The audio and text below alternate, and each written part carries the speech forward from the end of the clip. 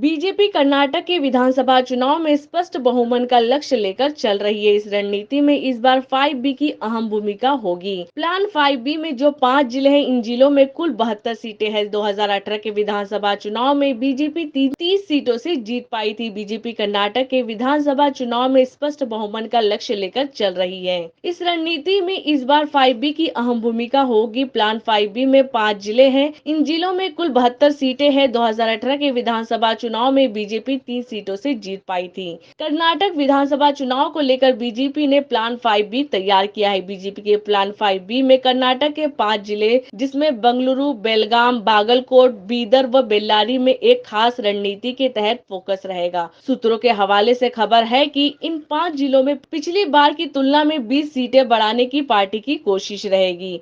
BJP Karnataka के विधानसभा चुनाव में स्पष्ट बहुमत का लक्ष्य लेकर चल रही है। इस रणनीति में इस बार 5B की अहम भूमिका होगी। प्लान 5B में जो 5 जिले हैं, इन जिलों में कुल 72 सीटें हैं। 2018 के विधानसभा चुनाव में बीजेपी 30 सीटों से ही जीत पाई थी। यहाँ पर कांग्रेस को 37 व जेडीएस को 5 सीटें मिली। तो 2018 के विधानसभा चुनाव में बीजेपी ने 104 सीटें जीती, लेकिन 224 विधानसभा सीटों के कर्नाटक में 113 के बहुमत आंकड़े से 9 सीटें कम रह गई थी, जबकि कांग्रेस को 80 व जेडीएस को 37 सीटें मिली थी। बीजेपी को 2018 के विधानसभा चुनाव में सबसे बड़ा झटका बेंगलुरु में लगा था। बेंगलुरु शहर की 28 सीटों में भाजपा केवल 11 सीटें से ही जीत पाई थी। बेंगलुरु ग्रामीण की 4 सीटों में से उसे एक भी सीट नहीं मिली थी, यानी 32 सीटों में से यहां केवल 11 सीटें ही मिली थी।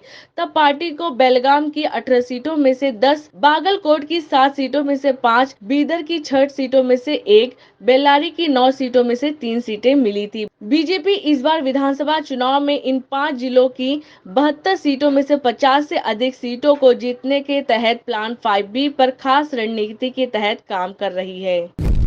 आप देख रहे हैं सक्षम न्यूज इंडिया, सबसे पहले सबसे तेज।